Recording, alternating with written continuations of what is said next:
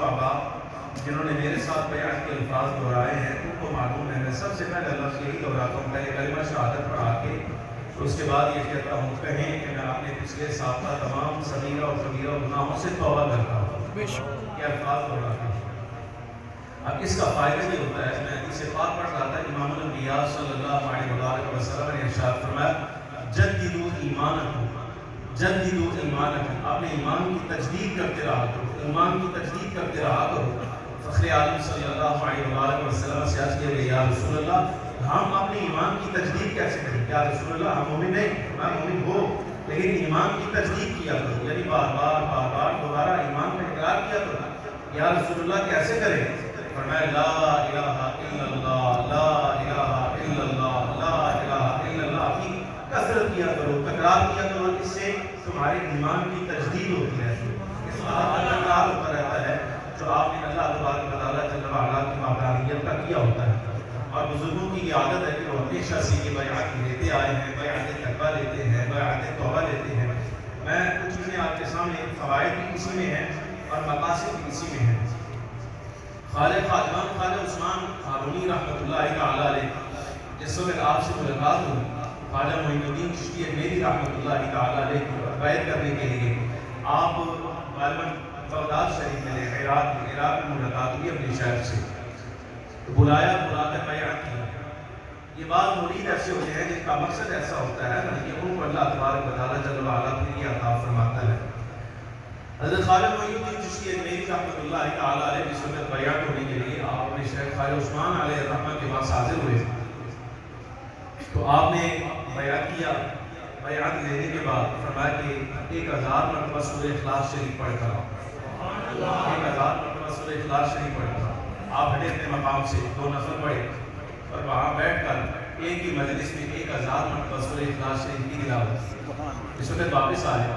شیخ نے خواجہ عثمان رحمۃ اللہ تعالیٰ علیہ نے پوچھا، فرمایا بتاؤ کیا نظر آیا، کیا دیکھتے ہیں؟ اس کے آگے ذمہ داریاں ہیں، کچھ معاملات ایسے ہیں کہ پھر ذمہ داری کے مطابق نگاہ بھی تو ویسی ہونی چاہیے۔ خواجہ معین الدین چشتی رحمۃ اللہ تعالیٰ علیہ آپ فرماتے ہیں جس وقت میں نے 1000 مرتبہ سورہ اخلاص شریف مکمل کر لی تو اللہ تبارک و تعالیٰ جل وعلا نے مجھ پر ایسی مہربانی فرمائی پر میری نگاہوں کے سامنے سے پردے ہٹائے کہ جب میں نیچے نظر کرتا تھا تو مجھے تحت الثری یعنی ساتوں زمینیں نیچے تک، ساتوں زمینیں اور ہر زمین کی ہر مخلوق بھی نظر آ رہی تھی، اور جب میں آسمان کی طرف نظر اٹھاتا تھا تو مجھے ساتوں آسمان، ہر آسمان کی مخلوق حتیٰ کہ عرش اعظم بھی اپنی نگاہوں کے سامنے نظر آیا، عرش اعظم بھی مجھے اپنی نگاہوں کے سامنے نظر آیا۔ اور یہ دیکھیے پھر فائدہ کیا ہوتا ہے، ایک روز ملاقات ہوئی میں تو خواجہ عثمان رحمۃ اللہ تعالیٰ نے فرمایا کہ آج ہماری کیفیت خاص ہے، آج خاص کیفیت ہے، ہم ابھی خلوت میں جا رہے ہیں تو تم معین الدین ایسا کرنا کہ جب عصر کی نماز کا وقت ہو جائے نا تو عصر پڑھنے کے بعد ذرا ملاقات کے لیے نا میرے حجرے کے دروازے پر آ جانا، مجھے آج مہربانی ایسی ہونی ہے، میں چاہتا ہوں جو مہربانی میرے اوپر ہونے والی ہے جب میں اپنے خلوت قدر سے باہر آؤں تو میری پہلی نگاہ تیرے اوپر پڑے تاکہ وہ سارا اثر تجھ پر ہو جائے، سارا اثر تجھ پر ہو جائے۔ خواجہ معین الدین چشتی اجمیری رحمۃ اللہ تعالیٰ علیہ آپ نے کیا کیا، پورا پینٹ کٹا جا کے نہ تو شہر کے نہ دروازے پر، ہر دروازے پر دستک دی، بھئی آج ہمارے شہر نے مہربانی کرنی ہے تم بھی آ جاؤ، اور ایک پورا شہر آپ نے اکٹھا کر کے نماز عصر سے پہلے خواجہ عثمان رحمۃ اللہ علیہ کے دروازے پر کھڑا ہے۔ نماز عصر ہوئی، جس وقت سارے معاملات ہو گئے، دروازہ کھلا، آپ باہر تشریف لائے تو دیکھا ساری خلقت دروازے پر کھڑی ہے۔ خواجہ عثمان رحمۃ اللہ تعالیٰ علیہ پوچھنے لگے، فرمایا کہ معین الدین ہم نے تو صرف تمہیں کہا تھا میں تم آ جانا کہ نگاہ تم پر پڑنی چاہیے، تو فرمایا کہ حضور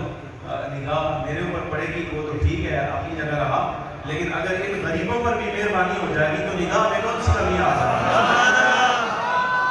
اس وقت خواجہ عثمان رحمۃ اللہ تعالیٰ علیہ نے فرمایا کہ تم غریب نواز، خواجہ معین الدین چشتی اجمیری رحمۃ اللہ تعالیٰ علیہ کا جو لقب پڑا ہے غریب نواز، وہ اس غریب پروری کی وجہ سے پڑا ہے کہ وہ غریبوں کا خیال کرنے والا ہے، وہ غریب نواز ہے، یہ فائدہ ہوتا ہے۔ حضرت امام فخر رازی رحمۃ اللہ تعالیٰ علیہ کتنا بڑا عالم اپنے زمانے میں، یہ مرید تھے حضرت شیخ نجم الدین کبرا رحمۃ اللہ تعالیٰ علیہ، صاحب تفسیر کبیر امام فخر الدین رازی رحمۃ اللہ علیہ۔ تو آپ جس وقت نزاع کی کیفیت آئی نا، نزاع کی کیفیت، شیطان آ کے تو اس نے انسانی صورت میں سامنے بیٹھ کر کہتا ہے، ایمان کے حدیث میں آتا ہے شیطان ایسی نامراد چیز ہے، ابلیس ایسی نامراد چیز ہے، یہ قبر کی کیفیات تک بندے کا کھیڑا نہیں چھوڑتا، یہ قبر تک بندے کا کھیڑا نہیں چھوڑتا۔ حضرت امام راضی رحمۃ اللہ تعالیٰ علیہ ملفوظات میں اعلیٰ حضرت رحمۃ اللہ تعالیٰ علیہ نے واقعہ لکھا، فرماتے نزاع کی کیفیت ہوئی، انسانی صورت میں آیا، آخر بڑے عالم تھے آپ، تو آ کر پوچھتا ہے کہ اللہ تبارک و تعالیٰ جل وعلا کو ایک مانتے ہو؟ امام راضی رحمۃ اللہ تعالیٰ علیہ فرماتے ہاں میں آپ کو ایک مانتا ہوں۔ کہا دلیل کیا ہے؟ امام راضی رحمۃ اللہ تعالیٰ علیہ نے اپنے علمی معیار کے مطابق دلیل قائم کر دیا۔ جب آپ نے دلیل دی تو اس نامراد نے اس دلیل کو توڑ دیا، جواب دے دیا، رد کر دیا۔ امام راضی رحمۃ اللہ تعالیٰ علیہ نے دوسری دلیل دی، اللہ تبارک و تعالیٰ جل وعلا کی وحدانیت پر، اس نے وہ دلیل بھی توڑ دی، تیسری دلیل دی، چوتھی، پانچویں، جیسے جیسے امام راضی رحمۃ اللہ تعالیٰ علیہ دلائل دیتے گئے وہ دلائل توڑتا چلا گیا۔ فاضل بریلوی رحمۃ اللہ علیہ فرماتے ہیں 360 دلیلیں حضرت امام راضی رحمۃ اللہ تعالیٰ علیہ نے اللہ تبارک و تعالیٰ جل وعلا کی وحدانیت پر قائم فرمایا۔ کتنا بڑا عالم ہے، 360 دلیلیں اللہ تبارک و تعالیٰ جل وعلا کے وحدہ لا شریک ہونے پر جس وقت آپ نے قائم فرمائی، اس نے ساری دلیلیں توڑ دی۔ دلائل کا اختتام تھا، آخر امام راضی رحمۃ اللہ تعالیٰ علیہ بڑے عالم ہیں، بشر ہیں، لیکن علم محدود ہے۔ ہمارے مقابل دیکھا جائے تو امام راضی رحمۃ اللہ تعالیٰ علیہ کا علم تو بحر بے کنار ہے، جو چیزیں ہماری سوچ میں فکر میں بھی نہیں آئی، آج تک امام راضی رحمۃ اللہ تعالیٰ نے بے تکلفانہ کو حل فرمایا۔ ایسا بات 360 دلیلیں انہوں نے اللہ تبارک و تعالیٰ جل وعلا کی وحدانیت پر قائم فرما دی، جس پر اس نے ساری دلیلیں توڑی۔ تو یہ ایک تہجد کا وقت تھا، آپ کے شیخ حضرت شیخ نجم الدین کبریٰ رحمۃ اللہ تعالیٰ وہ صفات رضی اللہ تعالیٰ ان کے ہم زمانہ حاضر ہے، تو آپ نے جس وقت خادم وضو کروا رہا تھا، آپ کا مرید وضو کروا رہا تھا، تو آپ نے اللہ تبارک و تعالیٰ جل وعلا نے حجاب اٹھایا، آپ کہیں اور علاقے میں تھے، اپنے علاقے میں، اپنی خانقاہ میں، تو دیکھا کہ مرید کی حالت جو ہے نا اس وقت بڑی کمزور ہے، اور شیطان ابلیس آ گیا ہے مقابلے کے لیے، اور دلیلیں قائم کی ہیں مرید نے، لیکن اس نے ساری دلیلیں رد کر دی، ایمان خراب کر دے گا۔ تو آپ کے شیخ حضرت شیخ نجم الدین کبریٰ رحمۃ اللہ تعالیٰ نے اس وقت وہ مرید نے پانی دیا نا یہاں پر وضو کرنے کے لیے، چلو، تو آپ نے ایسے ہوا میں مارا، اور ہوا میں پانی پھینک کرنا، آپ فرماتے ہیں فخر الدین اس بےایمان سے کہہ دے کہ میں رب کو بغیر دلیل کے یہ بات اتنی کہی تو فوراً وہ کیفیت چھٹ گئی۔ امام راضی رحمۃ اللہ تعالیٰ علیہ آپ کا خاتمہ بالخیر ایمان کے ساتھ ہوا۔ یہ شیخ جو ہوتا ہے نا، شیخ کامل جو ہوتا ہے وہ اپنے مرید کی رہنمائی کس حد تک کرتا ہے، کس حد تک کرتا ہے، اور بعض ہمارے مشاہد فرماتے ہیں، فرمایا کہ آخری وقت آ جائے نا بندے کا تو اللہ تبارک و تعالیٰ جل وعلا کی مہربانی فرماتا ہے کہ شیخ سامنے کر سکتا ہے، لیکن اس کے لیے ضروری یہ ہے کہ رابطہ اپنے شیخ کے ساتھ ایسا ہونا چاہیے، رسمی رابطہ نہیں ہونا چاہیے۔ رسمی رابطے کا مطلب یہی ہوتا ہے سالانہ رابطہ، سال کے بعد اس کے موقع پر یا اور کسی مواقع پر سارا سال نہ کوئی دینی رہنمائی، نہ کوئی مسئلہ، نہ کوئی اور۔ ایک بندہ مجھے کہہ رہا تھا خواجہ عمر دراز پتہ نہیں موجود ہیں یا نہیں، کہتے ساری جڑے ہونے والے مرید نے نا یہاں کی حالت بڑی عجیب ہے، ادو رابطہ کرتے ہیں جس ویلے کہتے ہیں کہ اولاد کے بارے کو دسو، کاروبار کے بارے کو دسو جی، یا اور کوئی مسئلہ آ جائے تو اسے کہتے ہیں ہوں مفتی صاحب فون کرو یا پیرا ہوں فون کر کے پوچھو جی کاروبار کیسا چلے گا، کوئی استخارہ کرو، یہ کرو وہ کرو، لیکن اس کے علاوہ کبھی کسی دینی مسئلے کے اندر، کبھی دینی مسئلے میں رہنمائی دینے کے لیے کبھی اپنے شیخ سے، اپنے استاد، اپنے امام کے ساتھ رابطہ نہیں کرتے۔ یہ رسمی رابطہ فائدہ نہیں دیتا۔ امام غزالی رحمۃ اللہ تعالیٰ علیہ نے بات یہ کیا فرماتے ہیں، بندے کو چاہیے کہ اس کی زندگی کا اکثر لمحہ جو ہے وہ ذکر الہیہ کے ساتھ کرنا چاہیے، یعنی اللہ تبارک و تعالیٰ جل وعلا کو یاد کرتا رہے، کلمہ شریف پڑھتا رہے، لا حول ولا قوت الا باللہ کی کثرت کرتا رہے، درود گرامی کی کثرت کرتا رہے، سرکار دو عالم صلی اللہ علیہ وسلم کی ذات پر درود و سلام پڑھتے ہیں، اکثر ہوگا۔ فرماتے ہیں کہ کئی مرتبہ ایسا ہوتا ہے ایمان کی خرابی کا سبب کیا ہوتا ہے؟ امام غزالی فرماتے ہیں کہ ایمان دو وجہ سے خراب ہوتا ہے، یا تو عقیدہ کی وجہ سے خراب ہو جاتا ہے کہ بندے کا عقیدہ گندا، ساری زندگی غلط عقیدے کے ساتھ جیتا رہا، اب کیا ہوتا ہے؟ یہ بڑی گہرائی کی بات ہے جو حضرت امام غزالی رحمۃ اللہ علیہ نے کی ہے۔ آپ فرماتے ہیں کہ جس وقت بندہ مرنے لگتا ہے اس ساری زندگی گندے عقیدے کے ساتھ جیتا رہا تو اللہ تبارک و تعالیٰ جل وعلا کا ہی امتحان اب جب مرنے لگتا ہے کہ یہ رضا کی کیفیت میں آتا ہے، بالکل جان کی کیفیت آ جاتی ہے، تو اللہ تبارک و تعالیٰ جل وعلا اس کی نگاہ کے سامنے سے نہ پردہ ہٹاتا ہے اور جو صحیح عقیدہ ہوتا ہے نا وہ اس کے سامنے آتا ہے۔ یہ آزمائش ہوتی ہے، یہ آزمائش ہوتی ہے، ساری زندگی گندا عقیدہ رکھا، لیکن جب مرنے کا وقت آیا تو اللہ تبارک و تعالیٰ جل وعلا حق عقیدہ اس کے سامنے رکھتا ہے، جیسے ہی یہ دیکھتا ہے کہ عقیدہ پر حق تو یہ تھا،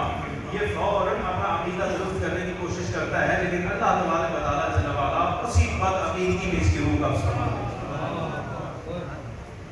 ہے۔ یہ سوء خاتمہ، یہ عقیدے کی خرابی کا نقصان ہے کہ اب جب اپنی نگاہ سے عقیدہ ٹھیک دیکھ بھی لیا تو اللہ تبارک و تعالیٰ جل وعلا نے اتنی مہلت ہی نہیں دی، اتنی مہلت ہی نہیں دی کہ یہ بندہ اپنا عقیدہ درست کر لیتا، اور بد عقیدگی میں ہی اللہ تبارک و تعالیٰ جل وعلا نے اس کی روح کو قبض کر لیا۔ اور دوسرا سبب فرمایا بندے کا عمل ٹھیک نہ ہو۔ امام غزالی فرماتے ہیں بندے کا عمل ٹھیک نہ ہو تو اس سے بھی مسئلہ خراب ہو جاتا ہے۔ کیا؟ ساری زندگی مثال کے طور پہ گانا، بجانا، موسیقی اور برے معاملات، جیسے اللہ اپنے عمل سے خود واقف ہے، کسی سے پوچھنے کی ضرورت نہیں، بتا کہ تیرے برے عملوں میں کون سی ایسی چیز ہے جو تو سمجھتا ہے کہ یہ میرا کام بہت برا ہے، پوچھنے کی ضرورت نہیں، بس آپ امام غزالی رحمۃ اللہ تعالیٰ علیہ کی اس بات کی روشنی میں اپنا عمل درست کیجیے۔ امام غزالی فرماتے ہیں کہ جس وقت بندہ ساری زندگی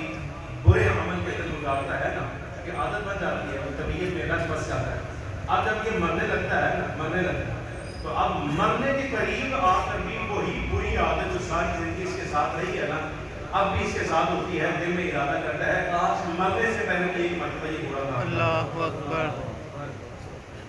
مرنے سے پہلے بھی برا کام کر جاؤں۔ اچھا فرماتے ہیں لیکن اس کے مقابلے میں اگر ساری زندگی ذکر اذکار زبان پر رہا، کلمہ شریف رہا، درود شریف رہا اور اس طرح کی جو اچھی باتیں ہیں یہ زبان پر رہیں تو بندہ مرنے کے قریب ہی آ جائے نا، تو اب بھی عادت الہیہ یہی ہے جس طرح ساری زندگی اللہ تبارک و تعالیٰ جل وعلا کا ذکر کرتا رہا،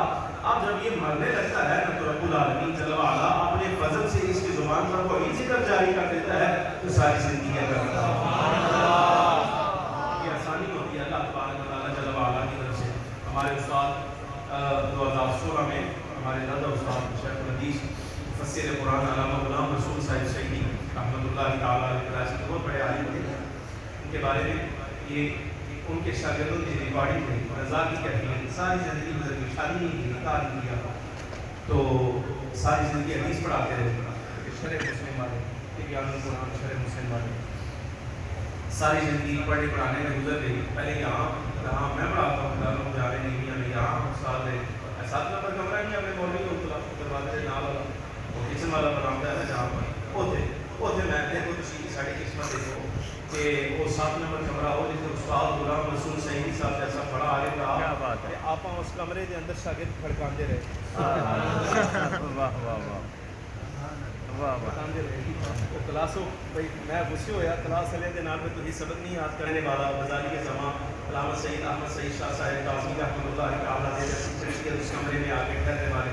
اسی اس کمرے جا کے تھی زمانہ دیکھے نا بدلتا رہتا ہے، چکر کھاتا ہے، تلک الایام نداولها بین الناس، یہ ایام ایسے ہیں اللہ فرماتا ہے ہم لوگوں کے درمیان بدلتے رہتے ہیں، دن بدلتے رہتے ہیں، تو کہاں اس کمرے کے اندر کون سے لوگ رہنے والے اور کہاں اس طرح کے نالائق لوگ رہنے والے۔ اچھا ان کا آخری وقت آیا ہے جس وقت تو اپنے شاگردوں سے نا مخاطب ہوتے بے ہوشی کی کیفیت میں ہے، تو جو شاگرد پاس ہے ان کو کہتے ہیں بیٹا تم نا میرے پاس کلمہ شریف پڑھو، لا الہ الا اللہ، کلمہ شریف پڑھتے رہو پڑھتے رہو پڑھتے رہو، حدیث پاک میں آتا ہے لقنوا موتاکم لا الہ الا اللہ۔ اچھا یہ انداز ہے کہ حدیث پاک میں آتا ہے، حدیث کے لفظ یہ ہے کہ تم اپنے مرنے والوں کو لا الہ الا اللہ کی تلقین کیا کرو۔ اب تو یہ بنتا تھا کہ شاگرد یہ کام کرتے، لیکن کیونکہ ساری زندگی آپ دیکھیں پڑھنے پڑھانے والا حدیث پڑھانے والا کام کیا ہے نا، تو نیند بےہوشی نزا کی کیفیت میں بھی لفظ یہی کہہ رہے ہیں کہ بیٹا یہ حدیث پاک میں آتا ہے کہ لقنوا موتاکم لا الہ الا اللہ، تم میرے پاس کلمہ شریف سبحان اللہ، اگر تمہاری نظر میں حدیث نہیں ہے تو کتاب لے آؤ میں تمہیں نکال کے دکھاؤں، سبحان اللہ، کتاب لے آؤ میں نکال کر دکھا دیتا۔ امام غزالی رحمۃ اللہ تعالیٰ علیہ کی عبادت دوبارہ سنگی، غزالی فرماتے ساری زندگی بندے نے جو عمل کیا ہوتا ہے جس وقت بندہ نزا کی کیفیت میں آتا ہے تو آخری کیفیت میں آ کر اللہ تبارک و تعالیٰ جل وعلا اس کا جو محبوب عمل ہوتا ہے تو زندگی میں اسے کیا اچھا کیا یا برا کوئی بھی جو سب سے زیادہ پسند کرتا تھا آخری کیفیت میں بھی اللہ تبارک و تعالیٰ جل وعلا وہی عمل اس کے قریب کر دیتا ہے. اگر وہ اچھا عمل ہے اسی پر خاتمہ ہوا تو اللہ تبارک و تعالیٰ جل وعلا کی طرف سے فضل ہو گیا. لیکن اگر معاذ اللہ برا عمل کر کے ہوئے مرا ہے تو آپ اندازہ کر لیجیے کہ اس کا انجام کیا ہوگا. بیعت کے فوائد میں سے ایک بڑا فائدہ یہ ہوتا ہے کہ بندے کا عقیدہ بھی درست ہو جائے, اس کا عمل بھی درست ہو جائے. حضرت سیدنا شاہ المولی رحمۃ اللہ تعالیٰ علیہ 20 برس عمر تھی نا آپ کی, تو آپ حضور سے بات رضی اللہ تعالیٰ کے ساتھ میں کامل ہوں, یعنی عالم بیداری کے اندر حضور سے بات رضی اللہ تعالیٰ کی زیارت کر چکے تھے. وہ ویسے سلسلہ تھا اس وقت تک, لیکن ظاہر کسی کی بیعت نہیں تھی. تو آپ کا ارادہ ہوا کہ ظاہر کسی کی بیعت کر لینی چاہیے. مقامات داودیہ کے مؤلف لکھتے ہیں کہ احوال و اثار میں نے بھی اس واقعہ کو رپورٹ کیا. کہتے ہیں کہ 20 برس عمر ساری علوم پڑھ کر فارغ ہو کے جس وقت سارا کچھ پڑھ لیا, خانقاہ بڑی. حضرت شاہ المولی رحمۃ اللہ تعالیٰ علیہ اپنا گھر ہے شیرگڑھ دربار شریف آستانہ عالیہ بڑے حضرت صاحب کے خانقاہ شریف, کیونکہ یہ مرکز علم تھا اس وقت. یہاں بخاری مسلم سے لے کر فتوحات مکیہ تک کے درس جتنے ہیں وہ سارے کے سارے بڑے حضرت صاحب کو ارشاد فرماتے تھے. تو آپ نا کہاں سے چلے کہ چلو کسی شیخ کی تلاش کرنی چاہیے. حضرت سیدنا داؤد بندگی رحمۃ اللہ تعالیٰ علیہ اس وقت آپ صاحب مسلک تھے, صاحب ارشاد تھے آپ. تو فرماتے ہیں کہ کافی دن گزر گئے, آپ کو ایک ساتھ درویش بھی تھا, آپ دہلی کا سفر کر رہے. تو یہاں آپ کی والدہ محترمہ حضرت شاہ المولی رحمۃ اللہ تعالیٰ علیہ کی والدہ صاحبہ نے حضرت سیدنا داؤد بندگی رحمۃ اللہ تعالیٰ علیہ سے کہا کہ مولی کو کافی روز گزر گئے کہ ابھی تک گھر نہیں آیا, تو آپ ذرا اس کی تلاش تو کروائیں کہاں پر ہے. تو یہ نگاہ کامل دیکھیے, شاید کی نگاہ ایسی ہوتی ہے. حضرت صاحب بڑے حضرت صاحب اپنی خانقاہ پر بیٹھے ہیں اور حضرت صاحب کی والدہ محترمہ سے کہتے ہیں آپ فکر نہ کریں, آ جائے گا. اس وقت تحری میں ہے ایک ہجر زدہ مجذوب کی خدمت کر رہا ہوں. وہی کیفیت یہ کہ حضرت صاحب المولی رحمۃ اللہ تعالیٰ نے جوانی کے عالم میں وہاں ایک مجذوب کو دیکھا, دہلی کی سڑک پر پڑا ہے, وہ خدمت کرنے والا نہیں. تو آپ اس کی خدمت کر رہے تھے, اس کو کھانا بنا کر دے رہے تھے. درویش بھی ایک خدمت کے ساتھ خدمت کے طور پر ساتھ تھا. اس مجذوب نے جس وقت حضرت صاحب کے چہرے پر نگاہ ڈالی نا, تو دیکھ کر کہتا ہے کہ آج ساری دنیا ولایت کے اصول کے لیے حضرت سیدنا داؤد بندگی رحمۃ اللہ تعالیٰ علیہ کی خانقاہ کی طرف رخ کرتی ہے, کس طرف منہ کرتی ہے. لیکن تم عجیب جوان ہو کہ اتنی بڑی نعمت اپنے گھر میں چھوڑ کر باہر تلاش کر رہے ہیں. سبحان اللہ. بھائی اتنا بڑا شہر تمہارے گھر کے اندر موجود ہے, اتنا بڑا امیر اور اتنا بڑا عالم قابل بزرگ تمہارے گھر میں موجود ہے, تمہارے سگے چچا, اور تم ان کو چھوڑ کر اور تلاش کر رہے ہو. جاؤ واپس لوٹ جاؤ. اتنی بات ہوئی ہے, ارشاد سنا. تو آپ وہیں سے دہلی سے واپس آئے نا جس وقت, تو حضرت سیدنا داؤد بندگی رحمۃ اللہ تعالیٰ علیہ اس وقت آپ درس سے ارشاد فرما رہے ہیں, آپ اپنی مسئلہ کر کے درس دے رہے ہیں. اور ملا عبد القادر بدایونی رحمۃ اللہ تعالیٰ علیہ اس خانقاہ کے بارے میں لکھا ہے کہ حضرت صاحب کا ہم اثر ہے. وہ کہتا ہے میری بڑی خواہش تھی کہ میں حضرت سیدنا داؤد بندگی رحمۃ اللہ تعالیٰ علیہ کی خانقاہ پر حاضری دوں. جب میں وہاں پہنچا تو کہتے ہیں کہ میں نے یہ منظر دیکھا, اس خانقاہ پر جس وقت مرید اپنے شیخ کے ساتھ ذکر کرتے تھے نا, تو وہ تو ذکر کی آواز اس وقت تو آتی تھی, لیکن اس خانقاہ کے در و دیوار جس وقت ساری دنیا خاموش ہو جاتی تھی, تو حضرت سیدنا داؤد بندگی رحمۃ اللہ تعالیٰ علیہ کی خانقاہ کے درخت اور دیواروں کے اوپر جو جڑی بوٹیاں لگی ہیں, ان جڑی بوٹیوں سے اور سبزے سے بھی اللہ کے ذکر کی آواز آتی ہے. سبحان اللہ.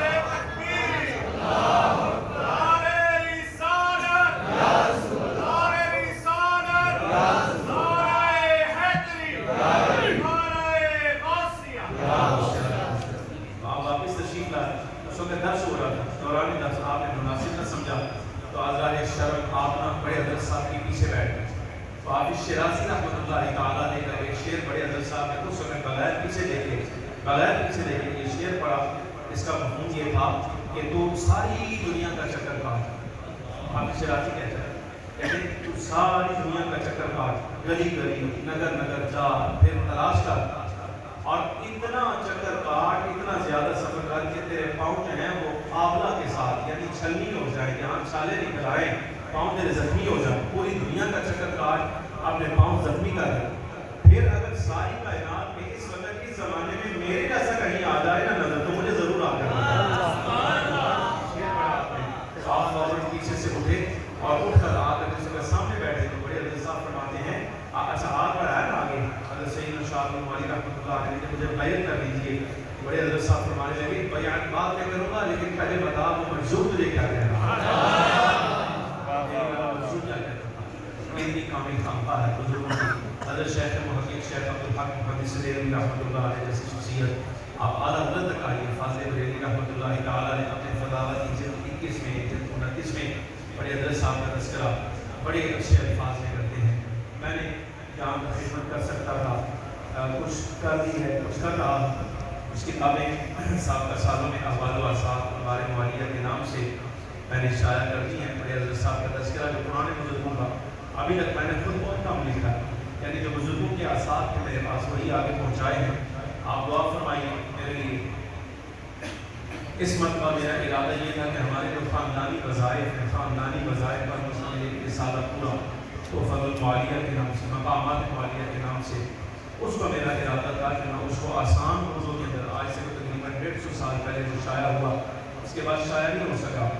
تو میرے پاس کہ اس کا ایک خستہ حال نسخہ موجود ہے. تو میں نے بچوں سے کہا تھا پچھلے سال کہ میرے سے کوئی وقت نکلوا تھا تو وہ لکھ لو, میں لکھوا دیتا ہوں تمہیں, میں سناتا ہوں تمہیں, تم سن کر اس کو لکھ لو, آسانی ہو جائے گی. بعد میں اس کو افادہ عام کے لیے یعنی عام آباد کے لیے اس کو ہم پھر منظر عام پر لے آئیں گے. آپ دعا فرمائیے. طبیعت کی خرابی کی وجہ سے بس وہ کام بیچ میں رہ گیا. اور دوسرا ایک کام اور تو آپ صلی اللہ علیہ وسلم کے والدین کے بارے میں بالکل اس وقت تیار ہے. عالم نور مجسم صلی اللہ علیہ وسلم کے والدین حضرت عبداللہ اور سیدہ آمنہ سلام اللہ علیہما کے حالات زندگی دونوں بزرگوں کے مختصر اور کچھ ان کے ایمان کے بارے میں کچھ ایک رسالہ کچھ میرے اپنے جو دلائل میرے ذہن میں ہیں وہ میں نے سبود قلم کر دی ہیں اور وہ مراحل میں ہیں. ارادہ یہی تھا کہ 12 ربیع الاول امام الانبیاء صلی اللہ علیہ وسلم کی بارگاہ میں یہ بطور خاص ہم اپنی طرف سے تحفہ پیش کریں. سبحان اللہ. بیمار ہونے کے سبب سے وہ کام بیچ میں رہ گیا لیکن امید ہے انشاءاللہ العزیز آئندہ مہینے جس وقت آپ بڑی گیارہویں شریف کے لیے تشریف لائیں گے اس سے پہلے وہ سارا کام تیار ہوگا تو آپ اس کو ضرور کیجیے گا اور آگے پہنچائیے گا. تو آپ فرمائیں